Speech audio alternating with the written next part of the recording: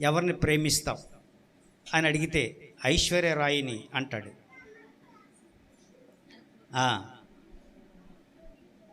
ఇంకా ముందుకెళ్ళి చెబితే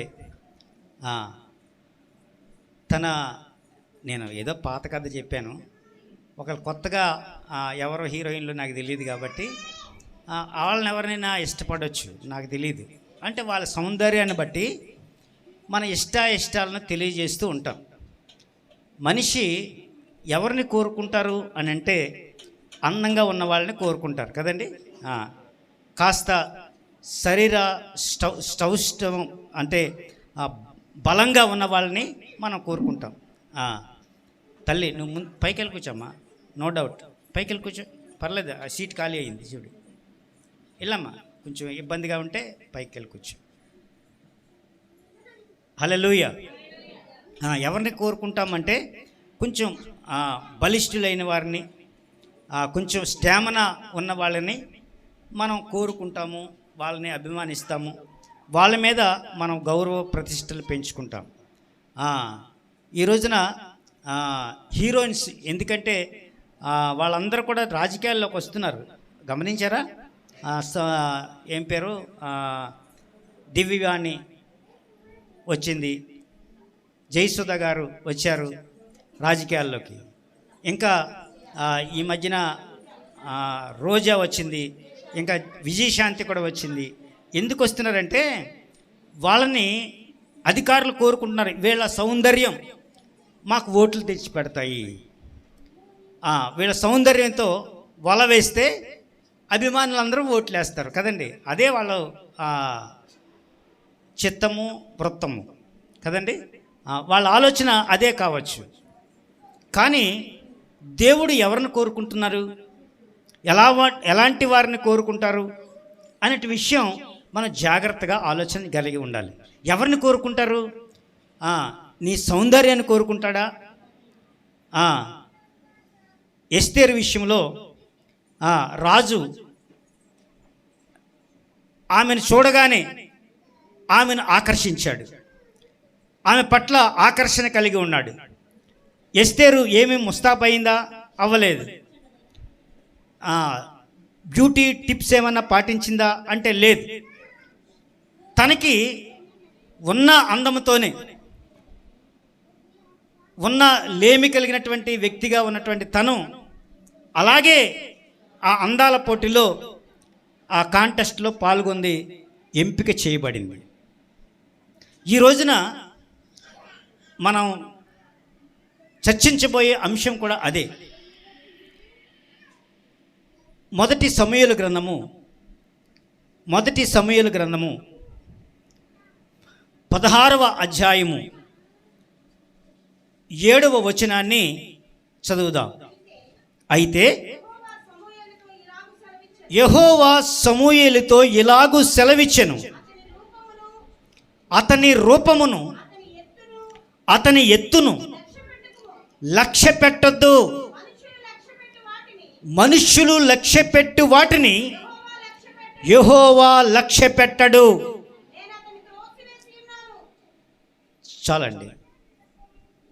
మనుష్యులు లక్ష్య పెట్టు వాటిని యెహోవా లక్ష్య పెట్టడు. మీరందరూ కోరుకునే వాటిని నేను కోరుకోను. దేవుడు సమూయేలుతో మాట్లాడుతున్నాడు. సమూయేలు, యెష్షీ కుటుంబంలో ఒకరిని నేను అభిషేకించాలనుకుంటున్నాను, నువ్వు వెళ్ళి అక్కడ ఉన్నటువంటి యవనస్తుల్లో ఒకరిని నువ్వు నాకు అభిషేకం వారిని చెయ్యి, వాళ్ళకి అభిషేకం ఎవరి వంతు కావస్తుందో, ఎవరి మీద వస్తుందో అభిషేకం, అది నేను అనుగ్రహించినట్లే. కాబట్టి సమూయేలు, నువ్వు వెళ్ళి యెష్షై కుమారులో ఒకరిని నువ్వు అభిషేకించు అని పంపించాడు. ఇంటికొచ్చారు. ఇంటికి వచ్చిన తర్వాత సమూయేలు గారు అడుగుతున్నారు. ఎవరిని అడుగుతున్నాడంటే ఆ ఇంటి వారిలో యెష్షైని అడుగుతున్నాడు. యెష్షై గారు వెంటనే చూడండి 2వ వచనం అనుకోండి, చదవండి.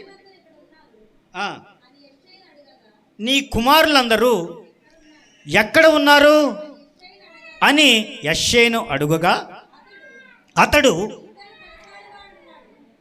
అమ్మా ఇంకా పైనమ్మా కొంచెం ముందుకు చదవాలి. యెష్షయిని పిలిచారు. ఆ పెద్ద కుమారుణ్ణి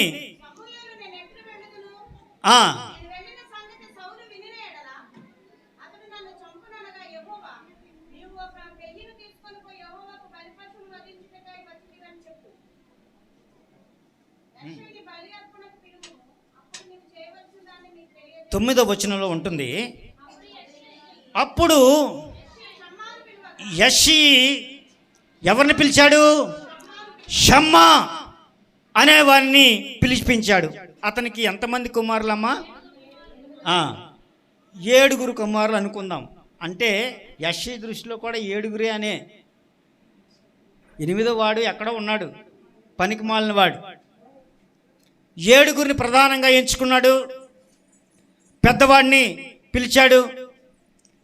పెద్దపాడిని పిలిస్తే షమ్మా వచ్చాడు. షమ్మాను పిలిచి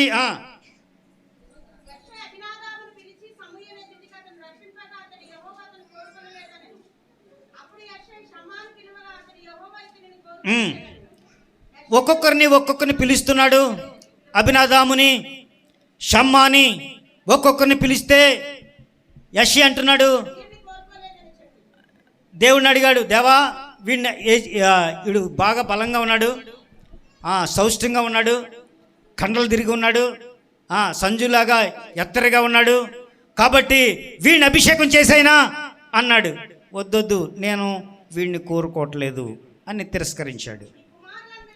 షమ్మా వచ్చాడు.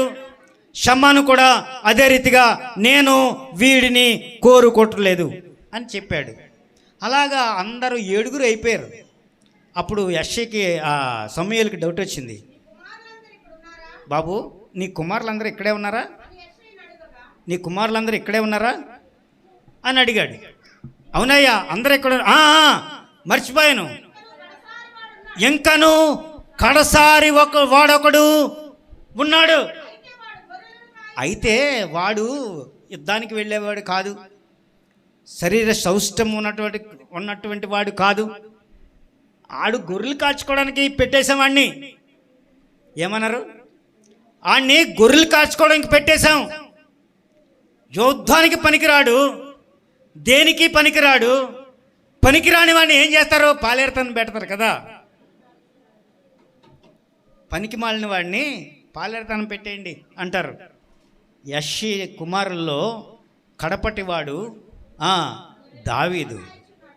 ఆ దావీదు ఎక్కడున్నాడంటే గొర్రెలు కాచుకుంటున్నాడు. ముందు 7 వరుసలో నిలబెట్టారు. బాబు, ఇంకెవరు లేరా అని అడిగాడు సమూయేలు. అయ్యా, ఉన్నాడు ఒకడు, పనికి మాలినవాడు. ఆడు గొర్రెలు కాసుకుంటున్నాడు, ఎప్పుడు వస్తాడో, ఎప్పుడు పొద్దుగుకితే కానీ రాడు అన్నాడు. అలా కాదు. అందుకు సమూయేలు, నీవు వాడిని పిలువనంపించుము, మనం వాడి ఇక్కడికి వచ్చే వరకు కూర్చుందాం, పొలం నుంచి వచ్చే వరకు కూర్చుందాం అని 7 వదిలిపెట్టి యెష్షయి దావీదు కోసం ఆ సమయం వరకు వేచి ఉన్నాడు. దావీదు వచ్చాడా? అతన్ని పిలువనంపించి లోపలికి తోడుకొని వచ్చి, అతను ఎర్రని వాడును, చక్కని నేత్రములు కలిగిన వాడును, చూచుటకు సుందరంగా ఉన్నాడు, కానీ తెలివి తక్కువవాడు కదండి. ఎలాగా? తెలివి తక్కువవాడు. మన ప్రదీప్ లాగా అందంగా ఉన్నాడు, చూడ్డానికి మంచి కళ్ళున్నాయట, నేత్రములు అందంగా ఉన్నాయట, చూచుటకు సుందరంగా ఉన్నాడట. కానీ వాడిని ఏం చేశారంటే పనికి మాలిన వాడు అనుకున్నారు. వాడు ఎందుకు పనికిరాడు, వాడిని వదిలేయండి. అయ్యా, 7 ఎవరినో ఒకరిని మీరు ఎంచుకుంటే మంచిదయ్యా అని సలహా ఇస్తున్నారు అందరు కూడా. దేవుడు ఏమంటున్నాడంటే వీడు కాదు, వీడు కాదు, వీడు కాదు, వీడు కాదు అంటుంటే వచ్చాడు. దావీదు రాగానే వీడే నేను కోరుకున్న వ్యక్తి ఇతనే, నువ్వు లేచి వారిని అభిషేకించన్నాడు. చప్పట్లు కొట్టండి ఒకసారి. జనాలకు ఎవరక్కర్లేదు? దావీదు అక్కర్లేదు. ఎందుకంటే యుద్ధానికి వెళ్ళిన దాఖలాలు లేవు. యుద్ధానికి వెళ్ళలేదు. ఎప్పుడు యుద్ధానికి ఎవరు వెళ్ళారు? అన్నలు వెళ్ళారు. దావీదు అన్నగారులు అందరూ కూడా యుద్ధంలో పనిచేస్తున్నారు, వాళ్ళు యుద్ధ శూరులు. కానీ దేవునికి ఎవరు కావాల్సి వచ్చిందంటే దావీదు కావాల్సి వచ్చింది. నువ్వు కావాల్సి వచ్చింది దేవునికి. నువ్వు కావాల్సి వచ్చింది దేవునికి. నువ్వంటే దేవునికి ఇష్టం. మనుషులు పై రూపాన్ని చూస్తారు, దేవుడు హృదయాంతరంగాన్ని చూస్తాడు. మనుషులు పై రూపాన్ని చూస్తారు. మన ఫ్రెండ్షిప్ ఎవరితో ఉంటుందో తెలుసా? అందంగా ఉన్న వాళ్ళతో చేస్తాం కదా. మూతి వంకర, ముక్కు వంకర వాళ్ళంటి వాళ్ళతో స్నేహం చేస్తావా? చేయవు కదా. వైజాగ్లో ఒక ఆమె ఉంది, నాకు తెలుసు. ఆమెకు మూతి వంకర, కానీ ఆమె అన్ని విషయాలు చురుగ్గా ఉంటుంది. ఆమె అంటే అందరికీ ఇష్టం ఉండదు, కానీ దేవుడు అంటున్నాడు నువ్వంటే నాకు ఇష్టం. చప్పట్లు కొడతారా? మూతి వంకరన్నా ఏదో వంకరున్నా నువ్వంటే నాకు ఇష్టం. నేను నిన్ను ప్రేమిస్తున్నాను.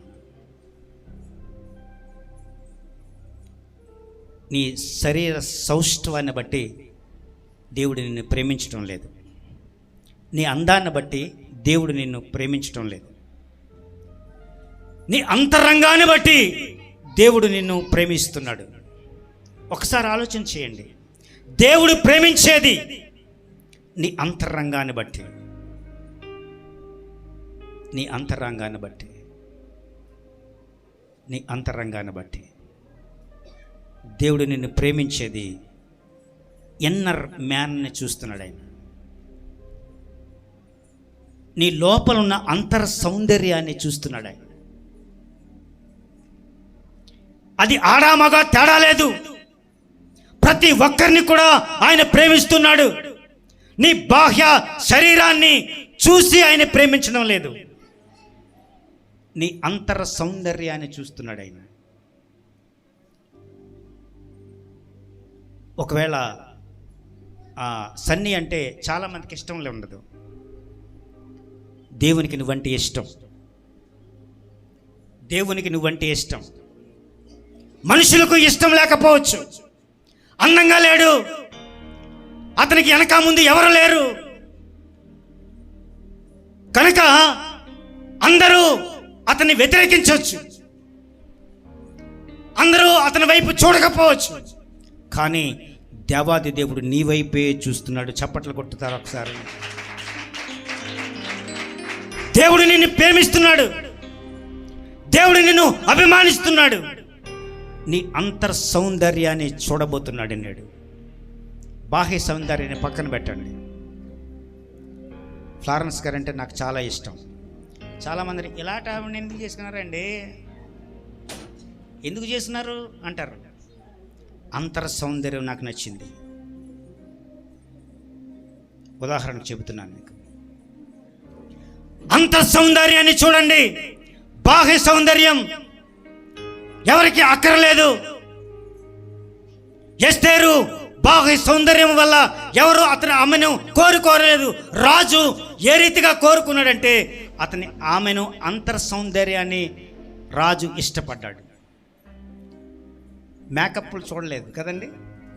చాలామంది మేకప్లు వేసుకుంటారు, తప్పని అనటం లేదు, కానీ ఎక్కువగా వేసుకోండి, తగు మాత్రమే వేసుకోండి. నీ లిప్స్టిక్ని చూసి నిన్ను దేవుడు అభిమానించటం లేదు. నీ అంతర్ సౌందర్యం, నీ లోపల సౌందర్యం ఎలాగుందో ఆయనకు కావాలి. దేవునికి మహిమ కలుగునుగాక. ఒకసారి చూడండి, మత్తయి సువార్తలోంచి 27వ అధ్యాయము 23వ అధ్యాయం 23 23వ అధ్యాయము 23వ అధ్యాయము 27, 28 వచనాలు. అప్పుడు ఆయన చూడండి, దేవుడు ఎవరిని కోరుకుంటారు అంటే దేవుడు అంతర్సౌందర్యాన్ని కోరుకుంటున్నారు అని మనం చర్చించుకున్నాం ఇప్పటిదాకా. బాహ్య సౌందర్యం దేవునికి అక్కర్లేదు. యేసు ప్రభు మాట్లాడుతున్నాడు ఇక్కడ, అయ్యో వేషధారులైన శాస్త్రులారా,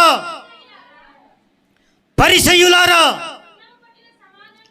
మీరు సున్నము కొట్టిన సమాధులు వంటి వారు.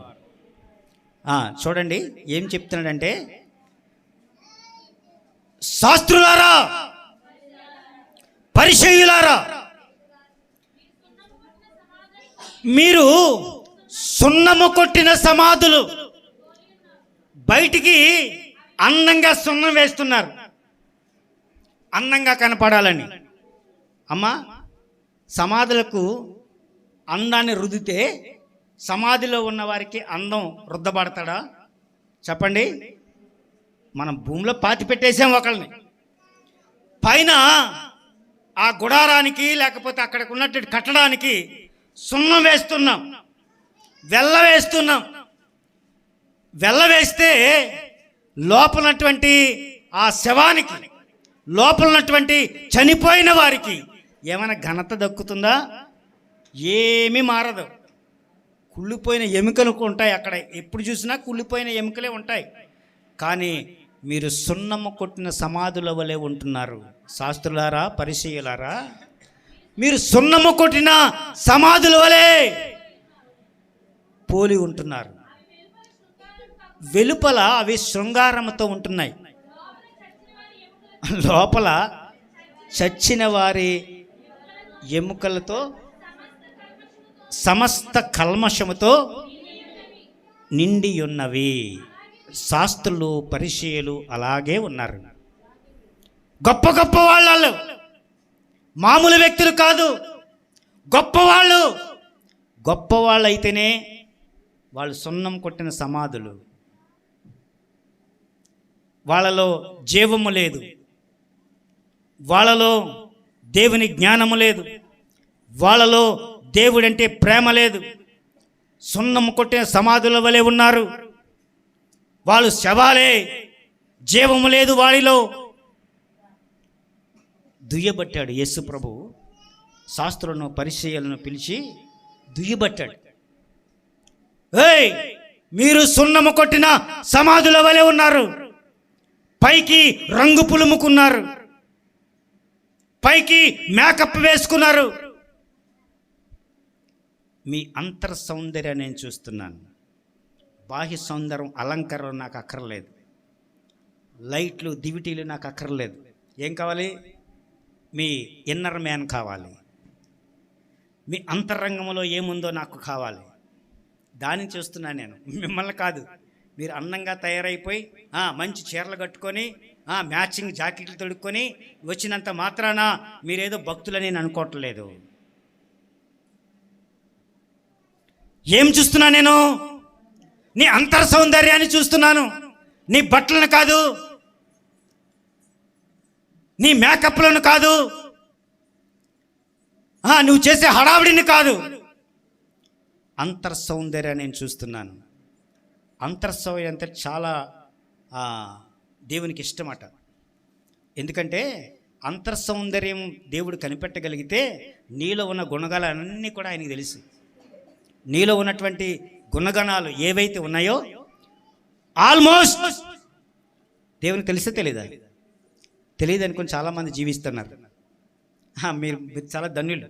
ఎందుకంటే తెలియదు అనుకోవడం, ఆయనకేమీ తెలియదు అనుకుని పాపం చేయడం, ఆయనకేమీ తెలియదు అనుకుని ఇష్టానుసారంగా జీవించడం, అది దేవునికి తెలియదు అనుకుంటున్నారు కదండి. దేవునికి తెలియదు ఇవన్నీ కూడా. నేను ఏ గుడిసెలో దూరుతున్నానో, ఎక్కడ జీవిస్తున్నానో, ఎక్కడ పొరులాడుతున్నానో దేవునికి ఏం తెలుసు? ఎవరు చూడకుండా నేను ఖాళీ చేశాను అనుకుంటున్నారేమో. Be careful. దేవుడు నీ అంతరంగాన్ని ఎరిగినవాడు. నీ అంతరంగం ఏమిటో దేవునికి తెలుసు. చాలా జాగ్రత్తగా వింటున్నారా? చాలా జాగ్రత్తగా వినండి. దేవునికి మహిమ కలుగును గాక. 28వ వచనం కూడా అందులో చదువు. అలాగే మీరు వెలుపల మనుషులకు నీతిమంతులుగా అగపడుచున్నారు కానీ లోపల వేషధారులుగా ఉన్నారు. అక్రమంతో నిండి ఉన్నారు. మీరు అక్రమార్కులారా అంటున్నాడు. మీరు పైన వేషాలు వేసుకున్నారు కానీ పైన వేషాలు వేస్తున్నారు కానీ మీ అంతరంగం నాకు తెలుసు. అక్రమము చేయువారులాగా మీరు ఉంటున్నారు. బయటికి మాత్రం అతి వినయంగా పాస్టర్ గారు పాస్టర్ గారు పాస్టర్ గారు అంటారు కదండి. పాస్టర్ గారు అంటే వీళ్ళు ఏమో ఉందని కైసించాలి. జాగ్రత్తగా వినండి. అంత అక్కర్లేదు భక్తి. దేవుని మెప్పించడానికి అంత కుయుక్తులు పన్నక్కర్లేదు. నీ అంతరంగం ఏమిటో దేవునికి తెలుసు. దేవుని కోసం నువ్వు ఏం చేయదలుచుకున్నావో ఆయనకి తెలుసు. దేవునికి మహిమ కలుగును గాక. హల్లెలూయా. కీర్తన గ్రంథము 51వ అధ్యాయము త్వరగా చూడండి. 17వ వచనం. 51:17 కీర్తన గ్రంథము. విరిగిన మనస్సే దేవునికి ఇష్టమైన బలి. దేవునికి ఇష్టమైన బలి ఏంటంటే విరిగిన మనస్సే. నీ మనస్సు విరగాలి. పెరుగవ్వాలంటే ఏం చేస్తాం? పాలులో తోడు పెడతాం. దానివల్ల ఏమవుతుందంటే విరిగిపోతుంది.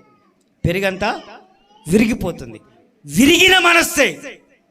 అలాంటి తోడెట్టిన మనస్సే కదండి మనం అనుకుందాం. మనకి ప్రత్యక్షంగా కనబడేది తోడెట్టిన మనస్సే, విరిగిన మనస్సే దేవునికి ఇష్టమైన బలి. పైకి ఎన్నో మాటలు మాట్లాడచ్చు. పైకి ఎన్నెన్నో మాటలు మాట్లాడచ్చు.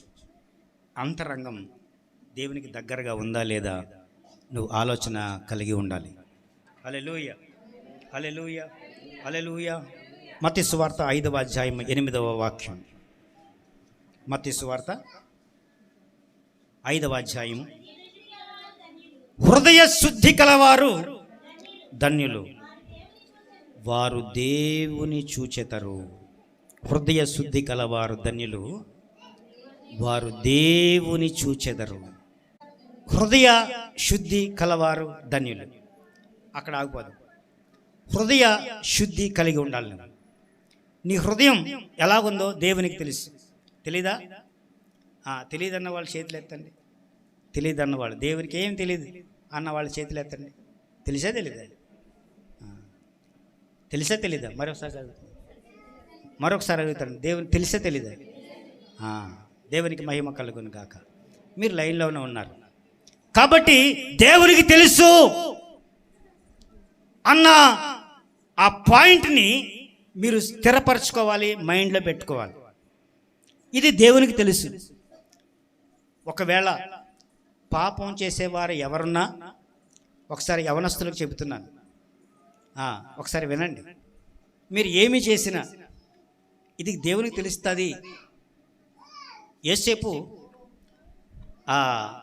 అధికారి భార్య తనని మోహించింది.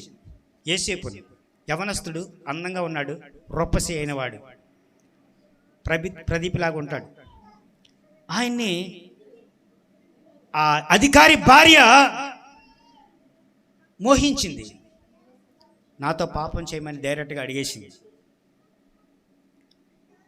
దేవుని ఎదుట నేను పాపం చేయలేను అని తప్పించుకున్నాడు, పారిపోయాడు.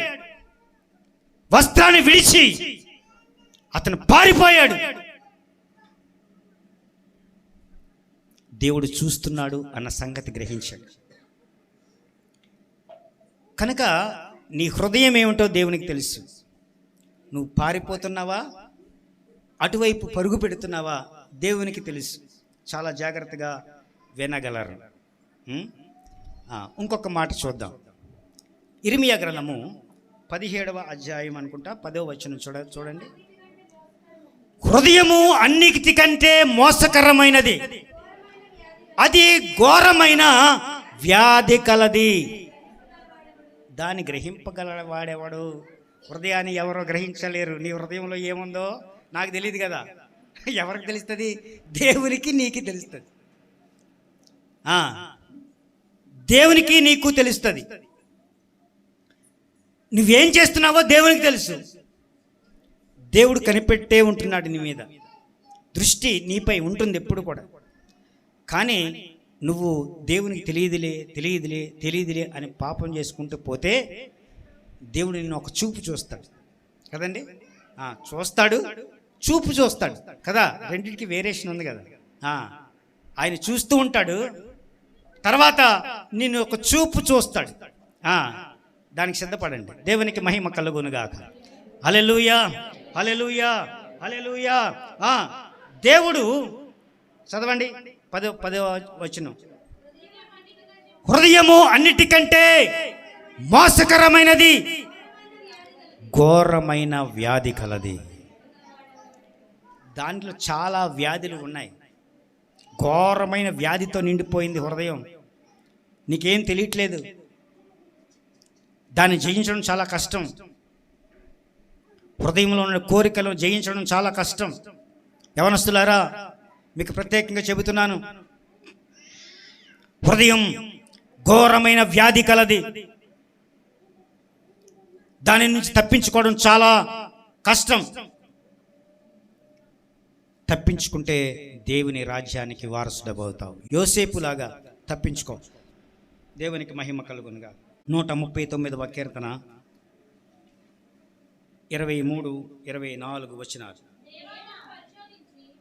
చూడండి. అక్కడ ఈ మాట రాయబడి ఉంది. దేవా, నన్ను పరిశోధించి నా హృదయమును తెలుసుకొనుము. దేవా, నన్ను పరిశోధించి నా హృదయమును తెలుసుకొనుము. నన్ను పరీక్షించి నా ఆలోచనను తెలుసుకొనుము.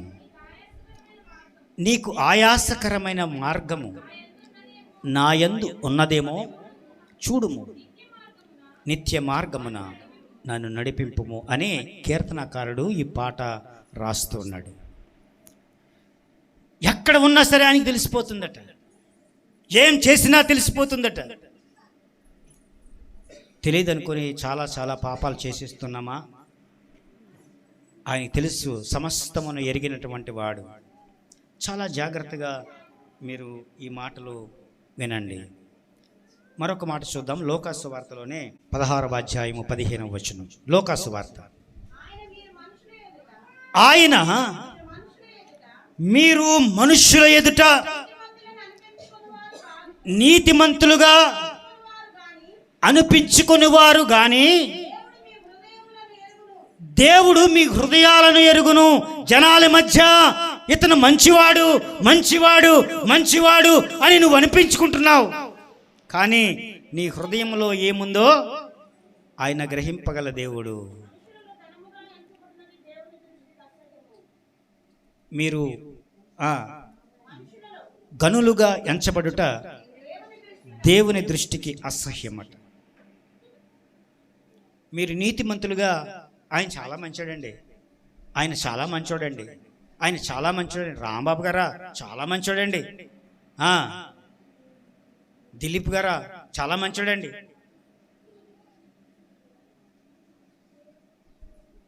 సోను గారా చాలా మంచోడండి. నీ హృదయ అంతరంగమును ఎరిగిన వాడికి నువ్వు మంచిగా ఉన్నావో చెడుగా ఉన్నావో, దేవా నన్ను పరిశోధించి, ఏమంటున్నాడు? నన్ను పరిశోధించి తెలుసుకొనుము. దేవుడు పరిశోధించేవాడు. నీ హృదయాన్ని పరిశోధిస్తాడు. దేవునితో అడుగు, దేవా అందరూ మంచివాడు అంటున్నారు, నన్ను చాలా గొప్పవాడు అంటున్నాడు, నన్ను అందరికీ నేను ఇష్టమైన వాడిని, కాకపోతే నా హృదయంలో దోషం అన్నది ప్రభా.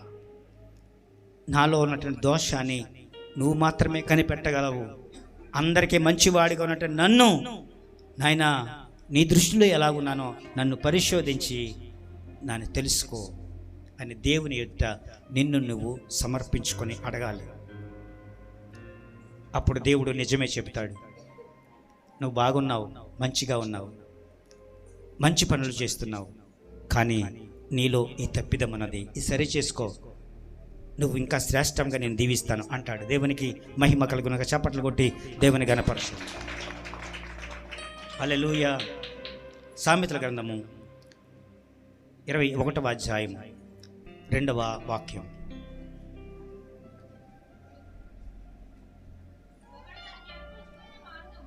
ఒకడు తనకు ఏర్పరచుకొనిన మార్గము ఎట్టిదైనను,